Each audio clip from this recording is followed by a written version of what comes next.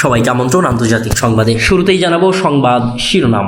শেখ হাসিনা বাংলাদেশে ফিরবেন, অপেক্ষা করছেন শুধু দেশে গণতন্ত্রের প্রতিষ্ঠার, জানিয়ে দিলেন পুত্র জয়।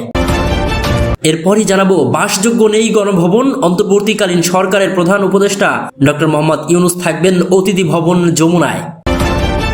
আরও জানিয়ে দিব শেখ হাসিনাকে ফিরিয়ে আনার দাবিতে ঢাকা খুলনা মহাসড়কে আওয়ামী লীগের বিক্ষোভ। এরপরেই জানাবো অন্তর্বর্তীকালীন সরকারের ছাত্রদের 2 প্রতিনিধি। আর সর্বশেষে জানিয়ে দেব আবারও রাজনীতিতে ফিরছেন মনির খান। এতক্ষণ জানাচ্ছিলাম সংবাদ শিরোনাম, এবার থাকবে বিস্তারিত। তবে বিস্তারিত খবরে যাওয়ার আগে আপনাদের কাছে অনুরোধ, যারা এখনো আমাদের ইউটিউব চ্যানেলটি সাবস্ক্রাইব করেননি দ্রুতই সাবস্ক্রাইব করে আমাদের পাশেই থাকুন। শেখ হাসিনা বাংলাদেশে ফিরবেন, অপেক্ষা করছেন শুধু দেশে গণতন্ত্র প্রতিষ্ঠার, এমনটাই জানিয়েছেন তার পুত্র সজীব ওয়াজেদ জয়। পিটিআইকে দেওয়া এক সাক্ষাৎকারে হাসিনা তনয় বলেছেন, আমরা শেখ মুজিবুর রহমানের পরিবার, আমরা এভাবে অবলীলায় আমাদের দেশের মানুষ এবং আমাদের দলের নেতাকর্মী সমর্থকদের থেকে মুখ ফিরিয়ে চলে যেতে পারি না। ছাত্র আন্দোলনের ধাক্কায় বাংলাদেশ ছেড়ে পালিয়ে যাওয়া শেখ হাসিনা আবার তার দেশেই ফিরবেন, এমনটাই দাবি করলেন হাসিনার পুত্র সজীব ওয়াজেদ জয়। সংবাদ সংস্থা পিটিআইকে দেওয়া এক সাক্ষাৎকারে সজীব বলেছেন, মানছি, আমি বলেছিলাম যে আমার মা আর দেশে ফিরবেন না, কিন্তু তারপর থেকে গত 2 দিনে পরিস্থিতি অনেক বদলেছে। আমাদের পার্টির নেতাদের উপর ক্রমাগত আক্রমণ শুরু হয়েছে, তাই আমরা সিদ্ধান্ত নিয়েছি নিজেদের দলের নেতাকর্মীদের বাঁচাতে যা যা করা প্রয়োজন আমরা তাই করব। সোমবার দুপুরেই বাংলাদেশের প্রধানমন্ত্রীত্বের ইস্তফা দিয়ে সেনাবাহিনী বিমানে চড়ে ভারতে চলে যান হাসিনা। তার সঙ্গে ছিলেন তার বোন শেখ রেহানাও। তবে হাসিনার দেশ ছাড়ার খবর খুনাক্ষরেও জানতে পারেননি তার দলীয় আওয়ামী লীগের নেতাকর্মীরা। হাসিনা চলে যাওয়ার পরে আন্দোলনকারীদের হামলার মুখে পড়েন অনেকেই, অনেকের মৃত্যু হয়, অনেকেই ঘর ছাড়া হন, আর আত্মগোপন করেও থাকতে হচ্ছে অনেক নেতাকেই। শেষে এই সমস্ত নেতাদের অনেকেই ক্ষোভ উগরে দেন হাসিনার বিরুদ্ধে, কারো কণ্ঠে ঝরে পড়ে হতাশা। হাসিনার মন্ত্রিসভার এক প্রাক্তন সদস্য বলেই ফেললেন, আমাদের এভাবে বিপদে ফেলে রেখে কিভাবে চলে গেলেন উনি। বৃহস্পতিবার সম্ভবত সেই সব বলা না বলার প্রশ্নেরই জবাব দিয়েছেন হাসিনা পুত্র জয়। পিটিআইকে দেওয়া সাক্ষাৎকারে তিনি বলেছেন, আওয়ামী লীগ হলো বাংলাদেশের সবচেয়ে বড় এবং প্রাচীনতম রাজনৈতিক দল। আমরা শেখ মুজিবুর রহমানের পরিবার, আমরা এইভাবে অবলীলায় আমাদের দেশের মানুষ এবং আমাদের দলের নেতাকর্মী সমর্থকদের থেকে মুখ ফিরিয়ে চলে যেতে পারি না। উনি শেখ হাসিনা, উনি ওনার দেশে ফিরবেন, বাংলাদেশে গণতন্ত্রের পুনঃপ্রতিষ্ঠা হলেই ফিরবেন তিনি। তবে 76 বছরের মুজিব কন্যা দেশে একজন সক্রিয় রাজনীতিবিদ হিসেবে ফিরবেন কিনা তা স্পষ্ট করেননি জয়। প্রসঙ্গত ইতোমধ্যেই বাংলাদেশের একাংশের দাবি উঠেছে হাসিনাকে দেশে ফেরানো হোক। আবার আওয়ামী লীগের নেতাকর্মীরা একাংশ বলতে শুরু করেছেন হাসিনা দেশে ফিরে তাদের পাশে দাঁড়াবেন। তবে বাংলাদেশের প্রাক্তন প্রধানমন্ত্রীর বিরুদ্ধে যে পরিমাণ গণরোষ তৈরি হয়েছে এবং যা বহিঃপ্রকাশ দেখা গিয়েছে, তাতে তিনি দেশে ফিরলে তার নিরাপত্তা নিয়েও চিন্তার কারণ রয়েছে। এদিকে বাসযোগ্য নেই গণভবন, অন্তর্বর্তী সরকারের প্রধান উপদেষ্টা ডক্টর মোহাম্মদ ইউনূস থাকবেন অতিথি ভবন যমুনায়। শেখ হাসিনা বাংলাদেশ ছাড়ার পর প্রধানমন্ত্রীর বাসভবন গণভবনে তাণ্ডবের সাক্ষী থেকেছে। উল্লাস, ভাঙচুর, লুটপাট সবই চলেছে গণভবনে। গণভবনের এখন যা পরিস্থিতি, তাতে সেটি আর এই মুহূর্তে বাসযোগ্য অবস্থায় নেই। সূত্রের খবর, অন্তর্বর্তী সরকারের প্রধান উপদেষ্টা হিসেবে দায়িত্ব নেওয়ার পর মোহাম্মদ ইউনূসের থাকার বন্দোবস্ত করা হয় যমুনা ভবনেই। দায়িত্ব গ্রহণের পর ঢাকার রমনা থানা এলাকায় মিন্টু রোডের ধারে এই ভবনটিই হবে অন্তর্বর্তী সরকারের প্রধান উপদেষ্টার বাসভবন ও কার্যালয়। যমুনা ভবনটি হলো আসলে রাষ্ট্রীয় অতিথি ভবন।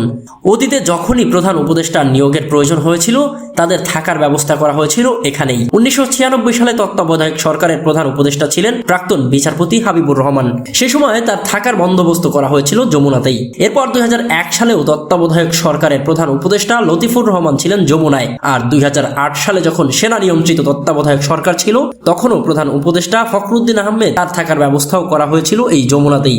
বাংলাদেশের সরকারি আবাসন দপ্তরের ডিরেক্টর মোহাম্মদ শহীদুল ইসলাম নিশ্চিত করেছেন, এবারও অন্তর্বর্তী সরকারের প্রধান উপদেষ্টার বাসভবন হিসেবে যমুনাকেই বেছে নেওয়া হয়েছে। শুধু অতীতের প্রধান উপদেষ্টাই নন, বাংলাদেশের সদ্য প্রাক্তন প্রধানমন্ত্রী শেখ হাসিনাও এককালে থেকেছেন এই যমুনাতেই। 2009 সালে যখন গণভবন সংস্কারের কাজ চলছিল, তখন সাময়িকভাবে প্রধানমন্ত্রীর বাসভবন স্থানান্তরিত হয় এই যমুনায়। এদিকে শেখ হাসিনাকে ফিরিয়ে আনার দাবিতে ঢাকা খুলনা মহাসড়কে আওয়ামী লীগের বিক্ষোভ। শেখ হাসিনাকে বাংলাদেশে ফিরিয়ে আনার দাবিতে ঢাকা খুলনা মহাসড়ক অবরোধ করে বিক্ষোভ করেছে আওয়ামী লীগ ও সহযোগী সংগঠনের নেতাকর্মীরা। আজ বৃহস্পতিবার বিকেলে বঙ্গবন্ধু কন্যা শেখ হাসিনাকে বাংলাদেশে ফিরিয়ে আনার দাবিতে গোপালগঞ্জের কাশিয়ানীতে ঢাকা খুলনা মহাসড়ক অবরোধ করে বিক্ষোভ করেছে আওয়ামী লীগ ও সহযোগী সংগঠনের নেতাকর্মীরা। আজ বৃহস্পতিবার বিকেলে 4টা থেকে উপজেলার বিভিন্ন ইউনিয়ন থেকে মিছিল নিয়ে ঘোনাপাড়া ও তিলছড়া বাজার এলাকায় মহাসড়ক অবরোধ করে বিক্ষোভ করেন কয়েক হাজার নেতাকর্মী ও সমর্থক। পরে 6টার দিকে অবরোধ তুলে নেন বিক্ষোভকারীরা। এ সময় বিক্ষোভকারী ব্যক্তিদের হাতে রামদা, কুড়াল, ঢাল, লাঠিসোঁটা সহ দেশীয় অস্ত্র দেখা যায়। শেখ হাসিনাকে ফিরিয়ে আনার দাবিতে বিভিন্ন স্লোগান দিতে থাকেন তারা। স্লোগানে মুখর হয়ে ওঠে গোটা এলাকা। সড়কের উভয় পাশে দীর্ঘ যানজটের সৃষ্টি হয় এ সময়। এতে চরম ভোগান্তিতে পড়েন সড়কে চলাচলকারী যাত্রীরা। পরে স্বেচ্ছায় তারা অবরোধ প্রত্যাহার করে নেন। এরপর যানবাহন চলাচল স্বাভাবিক হয়। আওয়ামী লীগ নেতা শেখ মকিমুল ইসলাম বলেন, অবিলম্বে শেখ হাসিনাকে বাংলাদেশের মাটিতে ফিরিয়ে আনা হোক। এছাড়া একটি মহল শিক্ষার্থীদের দিয়ে আন্দোলন করিয়ে ষড়যন্ত্র করে তাকে দেশ থেকে সরিয়ে দিয়েছে।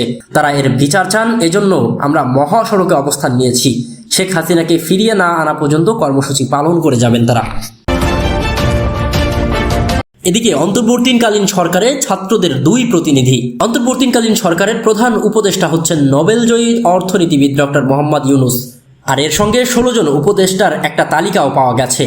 16 উপদেষ্টার মধ্যে রয়েছে বৈষম্য বিরোধী ছাত্র আন্দোলনের 2 সমন্বয়ক। তারা হলেন মোহাম্মদ নাহিদ ইসলাম ও আসিফ মাহমুদ সজীব ভুইয়া। জানা যায় 16 উপদেষ্টার তালিকায় যথাক্রমে 7 ও 8 নম্বরে রয়েছে নাহিদ ইসলাম ও আসিফ মাহমুদ সজীব ভুইয়ার নাম। এছাড়া এই তালিকায় রয়েছেন 4 জন নারী। তারা হলেন সৈয়দা রিজওয়ানা হাসান, ফরিদা আক্তার, নূরজাহান বেগম ও শারমিন মুর্শিদ। সম্ভাব্য উপদেষ্টা পরিষদের অন্য সদস্যগণ হলেন Salehuddin Ahmed, doctor Asif Nazrul, Adilur Rahman Khan, Hasan Arif, Touhid Hossain, brigadier general M Sakhawat Hossain, Supradip Chakma, Bidhan Ranjan রায়, আফম খালিদ হাসান ও ফারুক ই আজম। এদিকে আবারও রাজনীতিতে ফিরছেন মনির খান। 2018 সালের জাতীয় নির্বাচনে মনোনয়ন না পাওয়ার কারণে আনুষ্ঠানিকভাবে রাজনীতি ছেড়ে দেন জনপ্রিয় গায়ক মনির খান। তিনি বাংলাদেশ জাতীয়তাবাদী দলের বিএনপির কেন্দ্রীয় কমিটির সহ সাংস্কৃতিক সম্পাদক ছিলেন। তবে সম্প্রতি তিনি গণমাধ্যমকে জানিয়েছেন তার অভিমান ভেঙেছে, তিনি আবারও রাজনীতিতে ফিরছেন। রাজনীতিতে ফেরা প্রসঙ্গে মনির খান বলেন, একটা অভিমান নিয়ে আমি রাজনীতি ছেড়ে যাওয়ার সিদ্ধান্ত নিয়েছিলাম। অভিমানটা ছিল নির্বাচন কেন্দ্রিক। আবারও কেন রাজনীতিতে ফেরার সিদ্ধান্ত নিলেন, এমন প্রশ্নের জবাবে মনির খান বলেন, অভিমান কার সঙ্গে করা যায়? যার প্রতি ভালোবাসা থাকে তার সঙ্গেই মান অভিমান করা যায়। মায়ের সঙ্গে সন্তানের মান অভিমান হয়। যেখানে ঘনিষ্ঠতা গভীর সেখানেই মান অভিমান হয়। সময়ের সঙ্গে সঙ্গে সেই অভিমান ভেঙে যায়। মোট কথা, আমি রাজনীতিতে ছিলাম, আছি এবং থাকবো। আমি আমার দলের সঙ্গে আছি। উল্লেখ্য যে 1996 সালের একক অ্যালবাম তোমার কোনো দোষ নেই দিয়ে অডিও ইন্ডাস্ট্রিতে ঝড় তুলেছিলেন মনির খান। এই পর্যন্ত 42টিরও বেশি অ্যালবাম বেরিয়েছে তার। দ্বৈত ও মিশ্র অ্যালবামের সংখ্যাও অনেক। প্রেমের তাজমহল, লাল দরিয়া ও 2 নয়নের আলো সহ অনেক সিনেমার প্লেব্যাকও করেছেন মনির খান।